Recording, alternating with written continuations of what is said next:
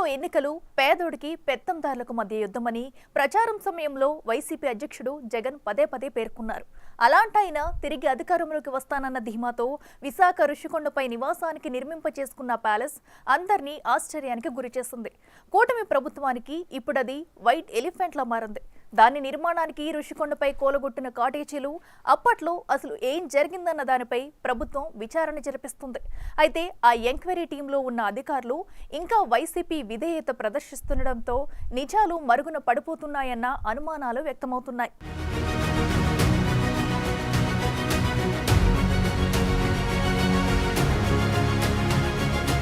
విశాఖపట్నంలో గత వైసీపీ ప్రభుత్వం నిర్మించిన ఋషికొండ ప్యాలెస్ ను ఏం చేసుకోవాలో, ఎలా వినియోగించుకోవాలో కూటమి సర్కార్కు అంతుపట్టడం లేదు. సుమారు 560 కోట్లతో అంతర్జాతీయ ప్రమాణాలతో అత్యంత విలాసవంతంగా నిర్మించిన ఈ ప్యాలెస్ ఏపీ వాసులనే కాదు దేశవ్యాప్తంగా ప్రతి ఒక్కరిని షాక్ కు గురిచేసింది. వైట్ హౌస్ ను మరిపించేలా కట్టిన ఆ ప్యాలెస్ ప్రపంచ సంపన్నులని ఆశ్చర్యపోయేలా చేస్తోంది.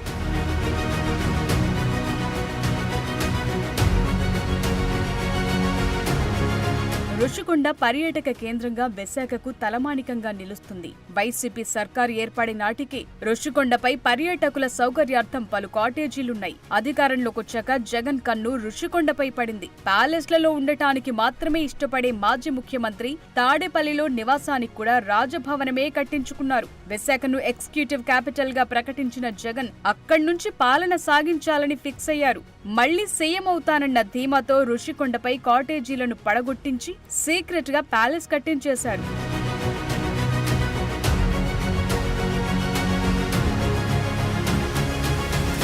ప్రతిపక్షాల్ని, ప్రజల్ని ఎవ్వరినీ కొండ దరిదాపుల్లోకి కూడా రానియకుండా వైసీపీ నాయకులకే కాంట్రాక్ట్ ఇచ్చి 7 భవన సముదాయాలను పూర్తి చేయించారు.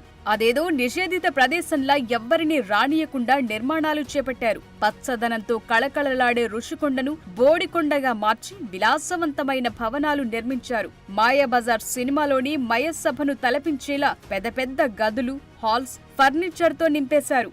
అనుమతులు లేకపోయినా జగన్ ప్రభుత్వం మాత్రం వెనక్కు తగ్గలేదు. సర్వత్రా విమర్శలు రావటంతో పర్యాటక భవనాలను తొలుత ప్రచారం చేసి తరువాత పరిపాలనా భవనాలని ప్లేట్ మార్చేశారు. కూటమి ప్రభుత్వం అధికారంలోకొచ్చాక ఆ రాజకోట రహస్యం బయటపడింది.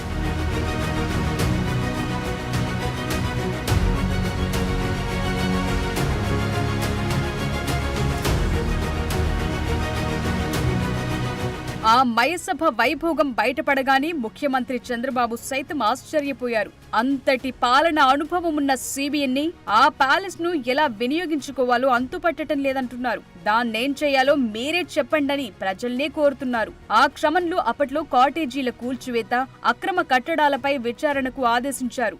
ఋషికొండ ప్యాలెస్ ఏం చేయాలని ఒక వ్యక్తికుండే అహంభావం 500 కోట్ల రూపాయలు ఖర్చు పెట్టి కొండంతా కొట్టేసి, ఒకప్పుడు ఋషికొండ అంటే మనకు ఒక హిస్టారికల్ ఇంపార్టెన్స్ ఉండే ప్లేస్ని, అలాంటి దాన్ని కొట్టేసి అక్కడ ప్యాలెస్ కట్టుకున్నాడు.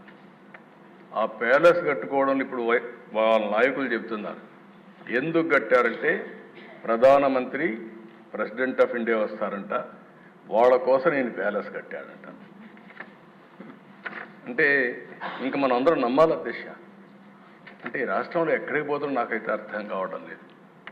శాశ్వతంగా కొంతమంది నాకు వచ్చి చెప్పారు, ఓసారి ఒక్కొక్క వ్యక్తి ఏ విధంగా తలుస్తారు, భగవంతుడు ఏ విధంగా నిర్ణయిస్తాడు అనేది ఇది ఒక ఉదాహరణ దిశ. 500 కోట్ల రూపాయలు టూరిజం డబ్బులు ఖర్చు పెట్టి బ్రహ్మాండంగా మిగిలిన డబ్బులన్నీ డైవర్ట్ చేసి ప్యాలెస్ కడితే అక్కడ కథలుగా చెప్తున్నారు. ఇంకా నేను కూడా మొత్తం డీటెయిల్స్ తెప్పించాలి, ముందు ప్రాధాన్యత క్రమంలో మిగిలిన పనులన్నీ చేస్తున్నాం. ఆ డబ్బులు ఆ ఉండే అందరూ ఒకసారి ఎమ్మెల్యేలు అందరిని తీసుకెళ్ళాలి.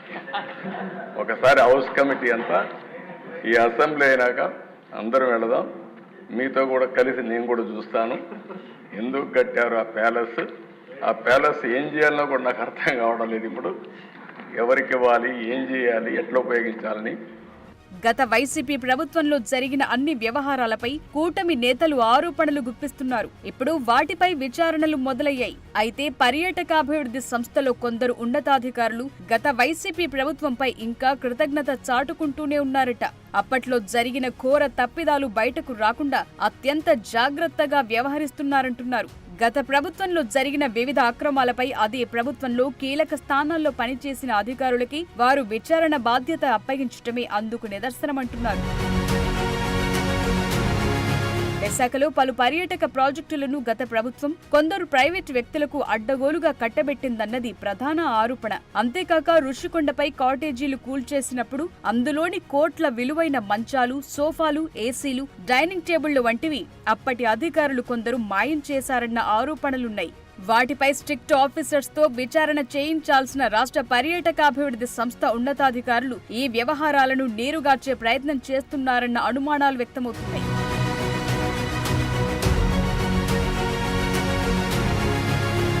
గత ప్రభుత్వంలో పర్యాటక శాఖ మంత్రిగా పనిచేసిన రోజా వద్ద ఆఫీసర్ ఆన్ స్పెషల్ డ్యూటీగా పనిచేసిన రాజారాం మనోహర్ కు రుషికొండ కాటేజీల ఫర్నిచర్ పై విచారణ బాధ్యతలు అప్పగించడం ఆ అనుమానాలకు బలం చేకూరుస్తోంది. రాష్ట్ర ఆడిట్ శాఖలో డిప్యూటీ డైరెక్టర్ గా ఉన్న మనోహర్ ఎన్నికలకు ముందు వరకు మంత్రి రోజా వద్ద ఓఎస్డీగా విధులు నిర్వహించారు.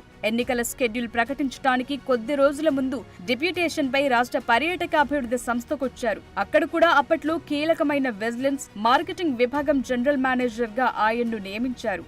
విశాఖలో ప్రాజెక్టులు ప్రైవేట్ వ్యక్తులకు అప్పగించిన పనులకు సంబంధించి మాజీ మంత్రి రోజా దగ్గర ఓఎస్డీగా పనిచేసిన ఆ అధికారితో విచారణ జరిపించాలని ఇటీవల ఉన్నతాధికారులు నిర్ణయించారు. దాంతో విశాఖలో ఏం జరిగిందన్న వాస్తవాలు వెలుగులోకి తేవాలన్న ఉద్దేశం ఉన్నతాధికారుల్లో ఉన్నట్లు కనిపించడం లేదంటున్నారు. విజిలెన్స్ విభాగంలోని మరికొందరు అధికారులు ఉద్యోగులతో కలిసి ఆ రోజా మాజీ ఓఎస్డీ తాజాగా విశాఖకు వెళ్లి తూతూ మంత్రంగా విచారణ జరిపారన్న విమర్శలు వ్యక్తమవుతున్నాయి.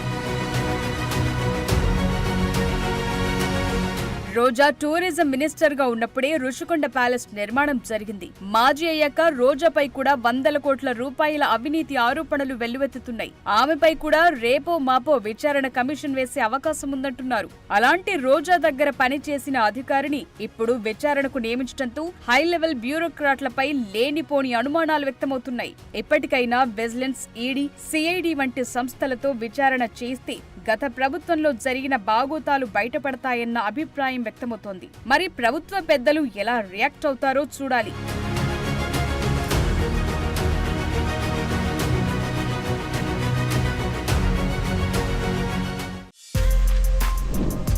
For more videos like this, subscribe Big TV channel.